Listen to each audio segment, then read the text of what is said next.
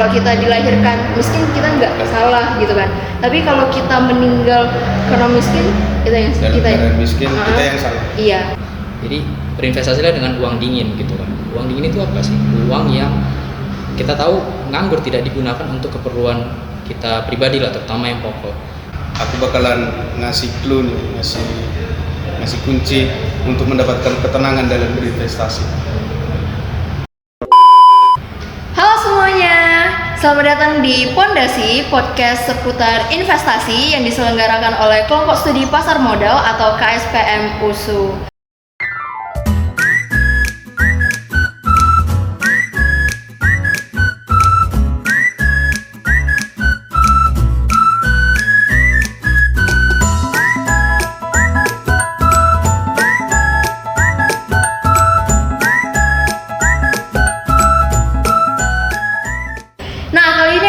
Menemani teman-teman semuanya untuk membahas seputar tentang investasi khususnya bagi mahasiswa di Universitas Sumatera Utara. Tapi kali ini aku enggak sendirian karena aku bakal ditemani oleh dua narasumber yang sangat terpercaya dan memiliki interest yang sangat besar di dunia seputar pasar modal. Langsung aja aku sambut, yaitu ada Homai dan Samuel. Halo, boleh dada dulu. Nah, mungkin dari Homai dan Sam bisa perkenalan diri terlebih dahulu. Dari Homai dulu deh. Oke, perkenalkan teman-teman, nama aku Homai Purba. Sekarang kuliah di Manajemen Fakultas Ekonomi Bisnis Universitas Sumatera Utara. Wes, anak manajemen ya berarti. Oke. Kalau Sam, boleh? Jadi perkenalan teman-teman, namaku Samuel Simanjuntak, sama juga dengan Homai dari manajemen. Oke. Nah, teman-teman berdua nih, Samuel dan Homai, kabarnya gimana nih? So far baik sih. Banyak juga aktivitas kampus yang sekarang lagi dikerjain bersama KSPM USU juga. Oke. Kalau Homai, kalau Sam? Kalau aku sih ya sama dengan Homai, cuma ada kesibukan sambil magang juga, jadi agak padat sih belakangan ini. Oke, selain dari kesibukan kampus nih ya kan, pasti teman-teman udah memiliki banyak kegiatan selain perkuliahan. Kira-kira kegiatan lain itu boleh disebutkan nggak, diceritain ke teman-teman supaya teman-teman nih tahu nih anak manajemen USU nih kesibukannya apa-apa aja gitu. Aku dulu nih? Iya, boleh. Jadi selain kuliah itu aku juga sibuk berorganisasi. Aku gabung 2 organisasi kampus, salah satunya itu KSPM. Dan kesibukan lain itu aku punya bisnis kecil-kecilan juga untuk mengisi waktu kosong, waktu luang. Wih, keren banget sih Homai bisa nyempetin kegiatan di kampus dan juga memiliki bisnis kecil-kecilan ya tadi ya. Betul kan? Oke, kalau Samuel? Kalau aku sih sebenarnya sama juga, ikut juga di kegiatan KSPM gitu. Tapi kalau mungkin dibandingkan sama Homai, kalau aku masih belum apa-apa sih. Tapi selain itu aku juga kayak tadi aku bilang ada kegiatan magang juga. Jadi ya kesibukannya itu aja sih. Oke, variatif sekali ya kalau Homai dan Sam ini. Yang satu ada berjualan, yang satu ada ikutan magang. Tapi inti dari benang merahnya adalah mereka masih tetap join kelompok studi pasar modal nih. Nah, yang ingin aku tanyakan, alasannya apa sih teman-teman pengen join KSPM USU ini? Dari Samuel, boleh deh. Kalau aku pribadi alasan kenapa ikut KSPM itu ya pertama karena aku ngelihat adanya semacam hubungan lah gitu dengan aku sebagai mahasiswa, terutama manajemen. Aku belajar mengenai pasar modal dan aku bisa belajar juga di kelompok studi ini dan jumpa dengan banyak orang-orang yang mungkin punya pengetahuan dan pengalaman yang lebih banyak dari aku, jadi bisa sambil share gitu sih. Oke, keren banget. Kalau dari Homai? Nggak beda jauh sih dengan Sam. Artinya kalau kenapa saya ikut KSPM ini karena masih linear dengan disiplin ilmu yang kami pelajari di Fakultas Ekonomi Bisnis. Terus yang kedua itu di KSPM USU ini aku itu ketemu sama teman-teman yang punya interest yang sama. Jadi kalau ngobrol asik lah untuk bahas-bahas saham, bahas-bahas yang lain juga asik sih. Sejauh ini senang sih di KSPM.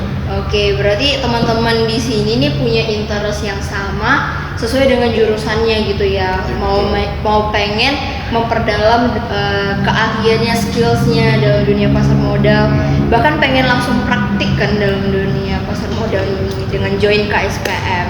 Nah, jadi teman-teman semua boleh ya ntar join KSPM kalau lagi open recruitment. Oke, langsung sih aku pengen nanya sama teman-teman semua, emang kalau dari sisi jurusan manajemen nih, dunia pasar modal atau seputar investasi itu gimana sih kalau dari pandangan jurusan teman-teman? Secara kan manajemen ini kan pasti kan membahas soal perekonomian, pasar modal dan lain-lain. Kalau dari jurusan kalian gimana memandang pasar modal ini? Siapa dulu nih? Aku apa sih? Mau komen aja dulu. Oke.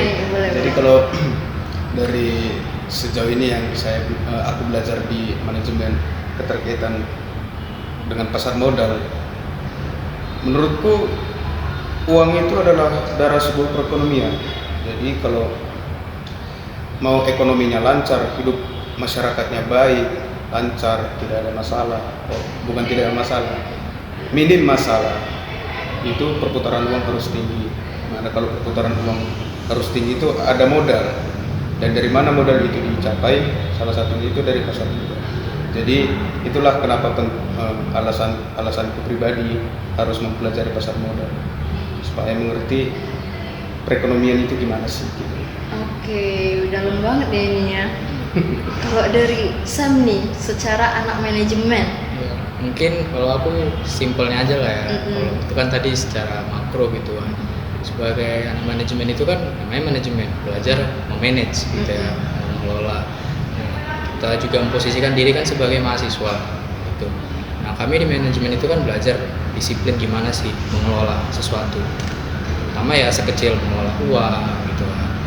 Jadi dengan jurusanku ini mungkin ya aku merasa bisa berkontribusi lah dalam hal yang mungkin kecil bagiku, tapi kalau dilakukan bersama-sama besar gitu.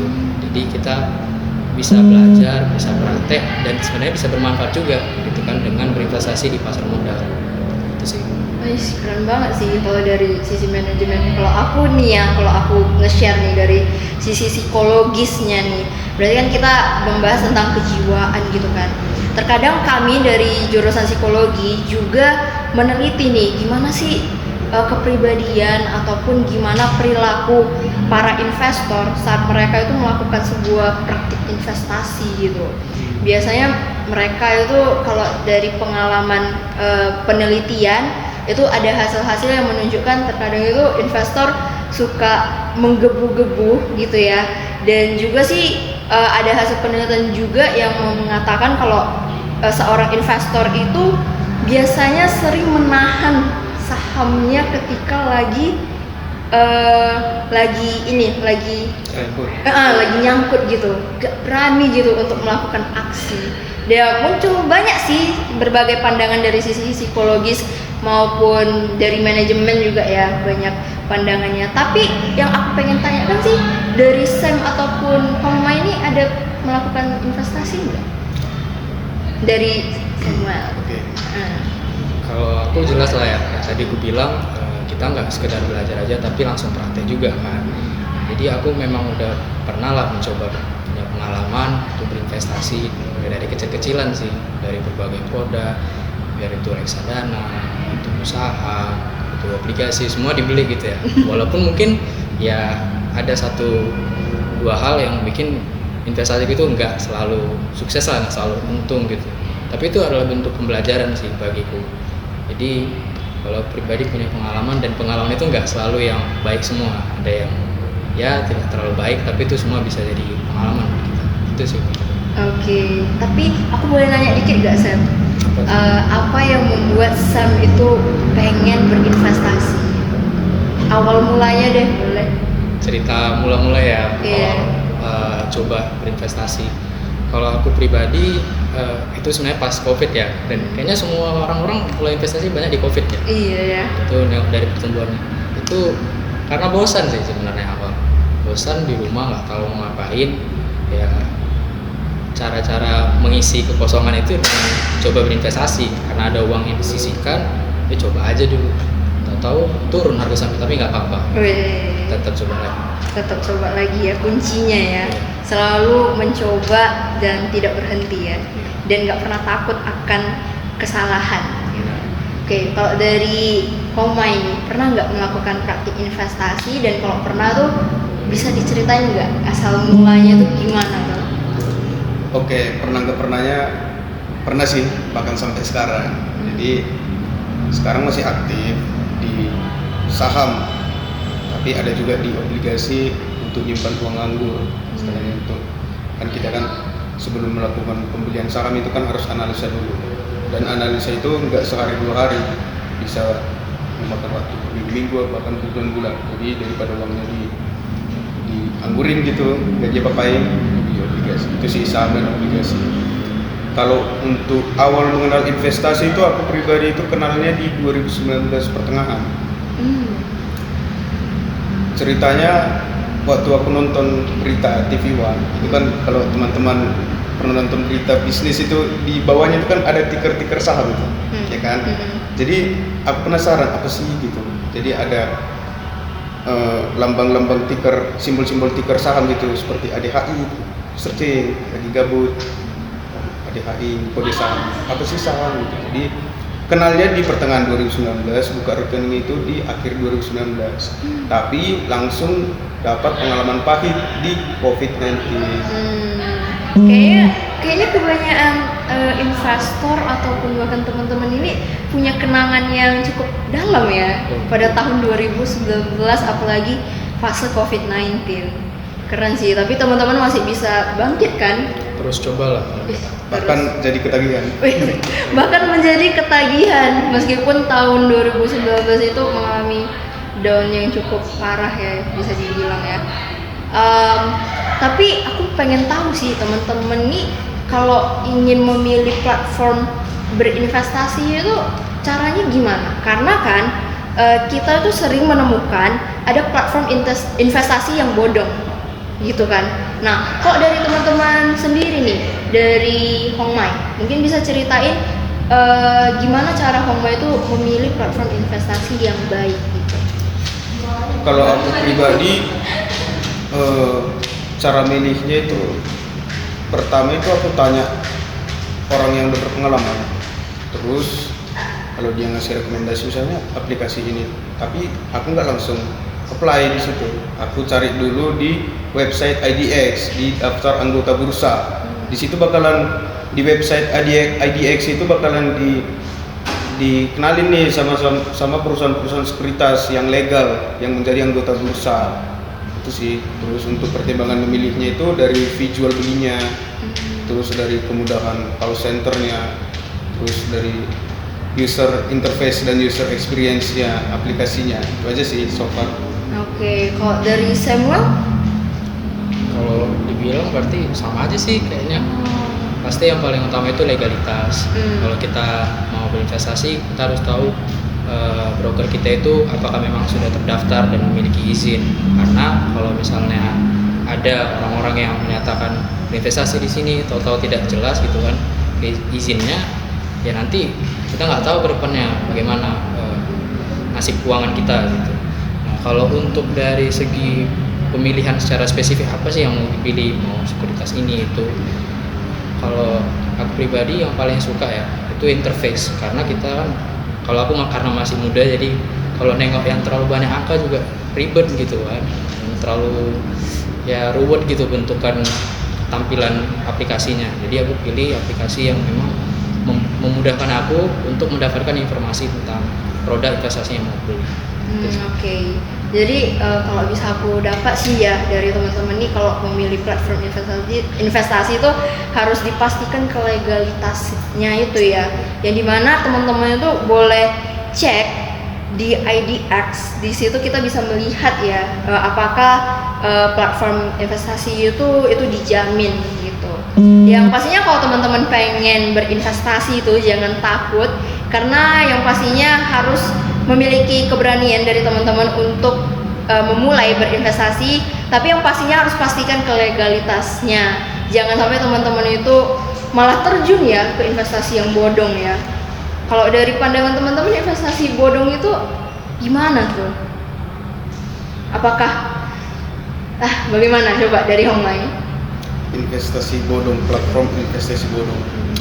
Dulu terkenal sih sempat Binomo, ya kan? Terus aplikasi robot trading, dan itu cukup membuat heboh pada saat itu. Kalau tidak salah di 2021 tuh 2022. Itu cara menghindarinya, riset dulu sih tentang produk apa yang mau kita jalankan di aplikasi itu, karena kan sayang banget uangnya. Jadi kalau kita mau mengelola keuangan kita itu, salah satu caranya itu mengenali platformnya, apa yang mau kita lakukan dengan uang kita. Oh tuh, berarti teman-teman nih harus hati-hati nih ya, yang hati-hati. pasti. Jangan mudah tergiur dengan ajakan-ajakan investasi yang memberikan return yang cukup gede ya, yang tidak masuk akal gitu. Oke, tapi aku tertarik nih dengan mentionan dari teman-teman nih soal COVID-19 tahun 2019 itu ya. 2020 yang dimana tadi mengalami tren yang sangat ini ya, mendalam gitu. Tapi aku pengen tahu sih pengalaman teman-teman di tahun 2019 itu saat memulai investasi, apalagi tadi itu kan saat memulai investasinya teman-teman di tahun 2019 itu, dan gimana teman-teman bisa bertahan sampai sekarang dan bangkit dari pandemi itu. Dari semua tertarik nih. Kalau cerita kita lebih spesifik lagi gitu ya, kayak mana sih di awal investasi di 2019 itu kan mulainya iseng ya. Jadi memang dulu nggak tahu sih prinsip-prinsip mengelola keuangan yang baik gitu ya kalau mau mulai investasi. Pikirnya dulu kalau udah ada uang, invest di sini, beli saham ini, untung udah gitu doang. Jadi pengalamannya ya kayak tadi itu, banyak yang rugi, banyak yang sebenarnya udah untung tiba-tiba karena tidak pandai mengelola akhirnya jadi rugi. Jadi banyak pengalaman buruk, dan kenapa tetap mau coba itu karena aku menerapkan gitu ya prinsip investasi yang sebenarnya menurutku paling simpel tapi kadang suka orang lupa gitu ya. Jadi berinvestasilah dengan uang dingin gitu kan. Uang dingin itu apa sih? Uang yang kita tahu nganggur, tidak digunakan untuk keperluan kita pribadi lah, terutama yang pokok. Jadi aku tiap menyisihkan uang, aku udah pastikan ini uang gak bakal aku tarik lagi gitu. Jadi aku biar aja belajar, biar aja coba, biar maupun itu kita untung maupun tidak, yang penting aku punya pengalaman gitu. Jadi aku dari situ ngeliat, oh sekali dua kali kalah gitu, aku sampu turun dan aku rugi. Tapi kemudian dicoba-coba lagi, ternyata ada untungnya gitu. Nah, di situ makin semangat lagi kan. Terus coba lagi, kayak tadi Om bilang, jadi ketagihan gitu. Jadi kenapa sampai sekarang masih tetap ya berinvestasi ya tadi sih, karena aku menerapkan prinsip yang dasar kayak berinvestasi dengan uang dingin, dan itu aku terapkan terus menerus sampai dapat poin dimana aku sukses gitu, berhasil gitu sih. Keren sih kalau dari Samuel, karena berarti Samuel ini memanfaatkan uang yang nganggur gitu untuk dilipat gandakan melalui investasi gitu ya. Tapi yang pasti uang tersebut tuh enggak dicampuri dengan kebutuhan yang lain ya. Yang pasti itu uang tuh nganggur gitu. Tapi kalau dari Homai gimana? Waktu pas tahun 2019 itu kan jatuh banyak saham yang rugi gitu kan, bisa kita bilang berdarah-berdarah lah. Kalau dari Homai gimana bangkitnya? Di tahun 2020 waktu krisis saham di era COVID, di situ sama kayak saya, aku juga pakai uang dingin yang enggak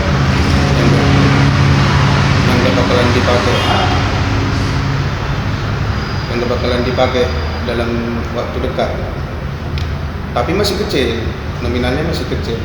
Dan kalau nggak salah mulainya crash di bulan 3 Bang. Iya, bulan 3 pas PSBB. Di situ udah beli saham di Februari kalau nggak salah. Saham pertama aku itu Bank BRI. Kenapa pilih Bank BRI? Karena fundamentalnya kuat. Di situ masih belajar untuk analisis fundamental dasar dulu dengan uang yang masih dikit. Jadi saham Bank BRI-nya drop karena belum besar uang di dalam itu, jadi ya udah biarin lah gitu.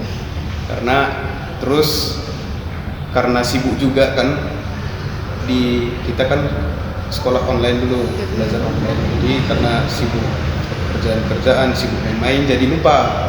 Terus iseng-iseng buka lagi, ternyata udah untung karena turn back-nya itu turnover-nya kencang. Makanya di situ banyak orang yang masuk ke saham karena tanpa menganalisa pun udah pasti cuan. Itu sih. Dan sampai sekarang masih ketagihan. Iya. Kalau aku boleh cerita nih ya, sebenarnya aku juga pernah melakukan investasi lah gitu kan. Yang pasti, tapi kalau aku sih tidak terlalu aktif, masih pasif karena punya kegiatan lain. Tapi kalau aku boleh cerita nih, pengalaman investasiku itu justru sepertinya agak terlambat. Di tahun 2022 aku baru mulai belajar investasi gitu kan, dikenalkan sama teman. Jadi di situ aku masih belajar gimana cara memilih platform, masih basic banget belajar investasi. Tapi yang bikin aku ketagihan sampai sekarang itu adalah aku itu berinvestasi yang untuk jangka panjang gitu, yang pastinya udah aku persiapkan, ini uang aku sisihkan untuk investasi, untuk pendidikan aku di masa depan, untuk biaya tak terduga di masa depan. Jadi bisa dibilang investasi jangka panjang lah gitu ya yang aku prioritaskan. Dan yang bikin aku ketagihan itu tadi sih, karena returnnya itu di luar ekspektasiku, yang mana aku masih pemula gitu ya, tapi memberikan gambaran yang cukup luas tentang investasi. Apalagi aku pengennya itu di masa depan, siapalah yang nggak mau terjamin gitu kan masa depannya. Jadi mungkin teman-teman kita ini bisa kita ajak ya kan untuk berinvestasi nih demi jangka masa depan kalian nih teman-teman. Oke, kita langsung next nih ya ke apa ya? ke pandangan teman-teman, gimana investasi yang berhasil atau yang tidak? Atau kira-kira menurut teman-teman investasi itu ada yang berhasil nggak? Atau kita sebutnya investasi baik atau yang berhasil? Investasi baik. Investasi baik ya. Kalau dari pandangan Sam lah, investasi yang baik itu bagaimana? Kalau investasi yang baik ya, kalau menurutku kayak tadi dibilang sama ini kan, itu kan investasi memberi jaminan ya gitu istilahnya, mensecure lah masa depan kita. Jadi kalau aku melihat itu mungkin terkait juga sih sama ini psikologis ya, jadi harus memberikan ketenangan. Jangan kita berinvestasi kita wanti-wanti pikiran, oh ini sahamku bakal turun, ini labanya turun drastis segala macam, misalnya sektornya lagi buruk dan lain sebagainya. Pokoknya kalau aku melihat investasi yang baik itu investasi yang bisa memberikan ketenangan. Jadi tidak hanya memberikan return yang memuaskan gitu ya, memberikan untung, tidak juga memberikan potensi pertumbuhan, tapi yang penting salah satunya menurutku itu memberikan ketenangan. Kita beli saham itu kita yakin setelah kita analisis bahwasannya itu perusahaan yang baik gitu, punya proyeksi yang positif. Dan ketika aku berinvestasi aku nggak mikir oh ini turunnya sekian persen terus aku jadi jual. Pokoknya dia ketika berinvestasi itu kita punya lifestyle, punya gaya yang buat kita tenang, nyaman dengan pilihan investasi kita, bukan sekedar cari untung doang. Keren banget sih, berarti kalau bisa aku sebut nih, berinvestasi itu harus diperhatikan juga kesejahteraan dirinya ya. Kesejahteraan emosional itu dan spiritual penting juga. Bener, jangan sampai kita melakukan investasi pas lagi panas-panasnya pula ya kan, ikut-ikut orang lagi, orang bahaya sih. Bahaya banget sih, silap-silap nanti bisa rugi besar ya kalau gitu. Tetap teman-teman juga harus memperhatikan ya kondisi emosional teman-teman. Jangan sampai kalian berinvestasi itu di saat lagi panas-panasnya atau lagi kondisi emosi. Yang pasti investasi harus tenang ya. Oke, kok dari Hongmai ini gimana tuh investasi yang baik? Yang Menurut- pertama itu sama kayak dibilang Sam juga, ketenangan. Aku bakalan ngasih clue nih, ngasih kunci untuk mendapatkan ketenangan dalam berinvestasi. Yang pertama itu kita harus conviction, artinya kita harus yakin dengan apa yang kita lakukan. Yang untuk mencapai keyakinan itu kita harus riset mendalam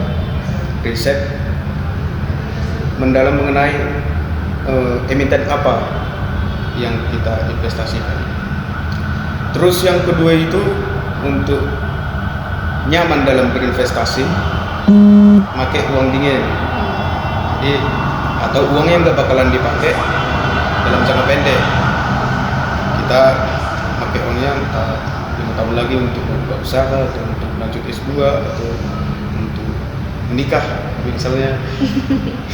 Pokoknya itu sih yang menjaga kenyamanan ketika berinvestasi itu conviction, melakukan riset yang mendalam. Yang kedua itu pakai uang dingin. Itu aku jamin 100% kalau dilakukan dengan benar bakalan nyaman dalam berinvestasi. Terus yang kedua, investasi yang baik itu yang udah pasti memberikan keuntungan. Apa yang kita berinvestasi kalau nggak untung itu sih. Tapi untungnya ketika berinvestasi itu realistis. Nah, itu sih. Terus aku bakalan spill nih kenapa aku bisa ketagihan sama pasar saham. Ada quote dari Warren Buffett yang mengatakan if you can make money when you sleep, you will work until you die. Intinya itu kalau kamu nggak bisa nyari duit kalau lagi tidur, kau bakalan kerja sampai kau mati gitu. Itu kata dia. Terus rupanya aku di bulan 4 itu musim-musim bagi dividen itu dapat dividen lumayan untuk uang jajan lah awal-awalnya. Kok enak gitu. Loh, kok enak? Iya, karena kita kan nggak ngapa-ngapain, cuman riset aja terus diamin, jaga psikologis tetap waras dan yakin, terus dapat uang. Kan kita Menyenangkan gitu. menyenangkan, nggak perlu keluar keringat untuk cari uang. Itu sih yang buat aku ketagihan. Wes, berarti kita ini udah dapat tips nih dari Bang Hongmai ataupun Bang Sam. Kalau kita mau berinvestasi itu harus menggunakan uang dingin, kemudian harus conviction tadi ya Bang ya, harus melakukan riset dan melakukan apa ya, cari lebih dalam lah soal emiten yang mau kita beli gitu. Yang pasti jangan asal-asalan teman-teman, karena kalau asal-asalan ntar kita ya yang jadi gila. Tapi aku jadi teringat sih teman-teman soal quotes juga nih dari siapa aku lupa, tapi aku ingatnya itu dibilang kita kalau meninggal dalam keadaan miskin kita itu salah. Kita benar kalau misalkan bekerja apa ya, aku lupa. If you born poor, it's not your mistake. Yes. If you die poor, it's Iya. your mistake. Iya benar, kalau kita dilahirkan miskin kita nggak salah gitu kan. Tapi kalau kita meninggal karena miskin, Dalam keadaan miskin, kita yang salah. Iya, dalam keadaan Betul. miskin itu kita yang salah. Aku tertampar sih aku dengan quotes itu. Sama ya, itu yang bikin kita jadi pengen coba lagi gitu. Oke, kita kan dari tadi udah bahas soal investasi yang soal pribadi nih ya. Ini mungkin agak sedikit dalam nih teman-teman. Yang dimana kita ini udah mau pergantian tahun di 2024, yang mana kita ini udah mau pemilu. Nah, aku penasaran dengan tanggapan dan pandangan dari teman-teman nih yang udah sering berinvestasi, sudah terlibat dalam dunia pasar modal gitu kan. Dari pandangan teman-teman gimana sih soal politik di tahun 2024 nanti? Apalagi dari segi pasar modalnya gitu. Mungkin dari siapa duluan nih? Hongmai aja sih. Hongmai, boleh. Oke, jadi kalau pandangan pribadiku tentang pemilu tahun depan ya, yang pertama itu banyak investor, mungkin dari investor dalam negeri maupun investor asing itu bakalan wait and see dulu. tentang kondisi dan kenyamanan dunia politik di Indonesia. Terus kalau aku pribadi, karena aku udah mendapatkan conviction tadi yang aku terangkan sebelumnya dengan saham yang aku punya sekarang, jadi aku biarin aja. Terus kalau harganya drop nanti, misalnya kita tambahin, karena aku yakin sih kalau Indonesia itu bakalan menjadi ekonomi terkuat di dunia, karena banyak faktor-faktor pendukung yang nggak mungkin kuterangkan lagi di sini, jadi makin kelamaan. Jadi 2 SKS, 10 Aku pribadi optimis sih, iklim investasi di Indonesia itu mau sebelum pemilu atau setelah pemilu nanti bakalan baik-baik aja kok. Jadi pokoknya riset itu aja intinya, riset mendalam. Terus kalau kata kunci dari Bang Homai, riset. Jangan sampai nggak riset, karena beliau karena teman kita ini udah optimis ya, dengan optimis. Kok dari semua gimana? Kalau aku sih kayaknya nggak beda jauh sih dengan sekarang kondisi sudah dekat dengan pemilu, dekat dengan pesta demokrasi pasti. Artinya ya banyak orang pasti mikir kan, oh ini pemimpinnya segini, dia bakal gini, terus dia pilih ini kebijakannya bakal kayak gini. Aku nggak terlalu menyibukkan diri dengan hal seperti itu ya, karena menurutku nggak terlalu relevan lah. Pertama bagi gue sendiri ya, investor kecil lah gitu. Jadi kalau aku tipsnya sih, kalau mungkin bisa kasih tips gitu ya. Ya kalau bisa kita sebagai investor itu harus punya keyakinan gitu ya. Jadi ya tetap aja pada prinsip kita, tetap pada pandangan kita. Kalau tadi kata Onme, ya apa riset kita katakan, ya itu yang kita lakukan. Jadi nggak usah peduli kalau misalnya turun lagi gara-gara pemilu atau itu naik karena pemilu. Itu hal yang menurutku short term lah atau jangka pendek. Gitu aja sih.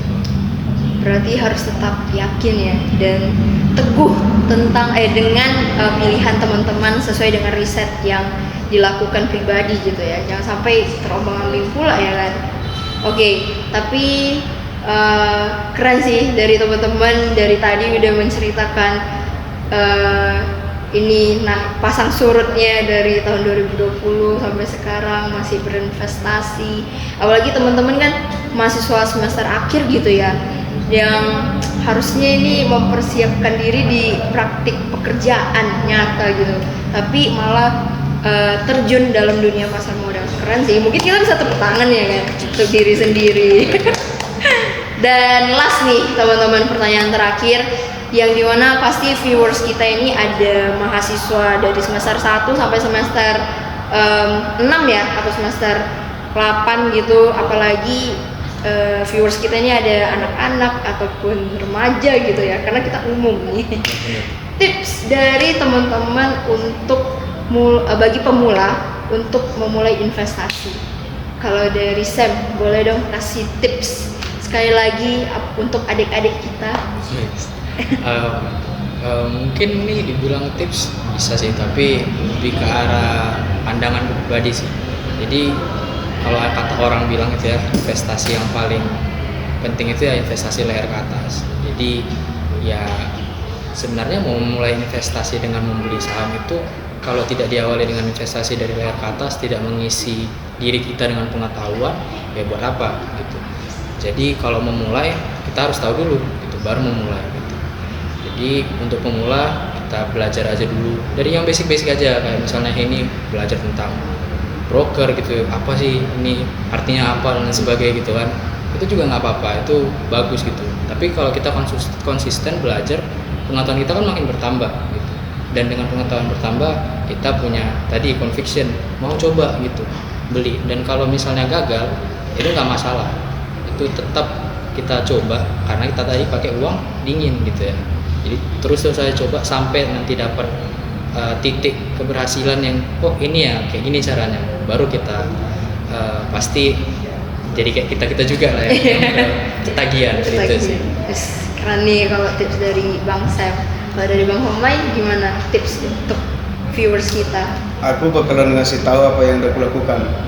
Jadi yang pertama itu ketika awal-awal mahasiswa ya di 2020 itu maba Hal yang pertama aku lakukan itu sama yang dibilang Bang Sen tadi itu pasti belajar dulu. Jangan asal coba. Belajar investasi yang sehat lah dari toko-toko investasi yang udah terbukti berhasil. Itu prioritas yang pertama. Terus prioritas yang kedua itu uangnya. Tapi kan kalau mahasiswa apalagi yang masih maba itu mungkin semester itu udah ada yang mulai cari uang sendiri kan. Tapi kalau maba itu pasti itu masih kiriman dari orang tua. Hal yang utama itu adalah pertama tuh hemat. Jadi buat anggaran pribadi per hari, sisanya itu bisa diinvestasikan tapi jangan semua, ada sisanya yang ditabung. Terus dari apa yang kita investasikan itu kita anggap nggak ada dan bisa diingat-ingat untuk menjaga psikologis tadi. Itu aja sih kalau untuk saran ke teman-teman yang masih mau coba. Berarti intinya tetap harus teman-teman itu riset, kemudian belajar. Jangan sampai terjun ke dunia investasi tapi nggak tahu ini apa, ini istilahnya apa PEV, apa segala macam gitu ya. Iya, dikira bahasa Latin mana ini gitu kan. Yang pasti teman-teman harus tetap belajar dulu, jangan sampai salah. Belajar pun jangan salah belajar ya. Dipelajari pula dengan orang yang salah gitu. Tetap kalau teman-teman mau benar praktik investasinya harus belajar juga dengan investor yang benar gitu. Dan sudah terbukti berhasil. Catat itu teman-teman. Oke, mungkin ini saja sih sesi kita berbincang-bincang soal podcast. Aku mau berterima kasih banyak kepada Homai, kepada Sam sudah mau bersedia memberikan waktunya dan memberikan insight yang banyak kepada teman-teman viewers kita. Dan pastinya aku mau ingetin teman-teman, jangan lupa untuk terus pantengin IG KSPM USU dan juga TikTok KSPM USU karena kita bakal banyak memberikan informasi seputar investasi, apalagi tips-tips bagi teman-teman untuk memulai terjun dalam dunia pasar modal.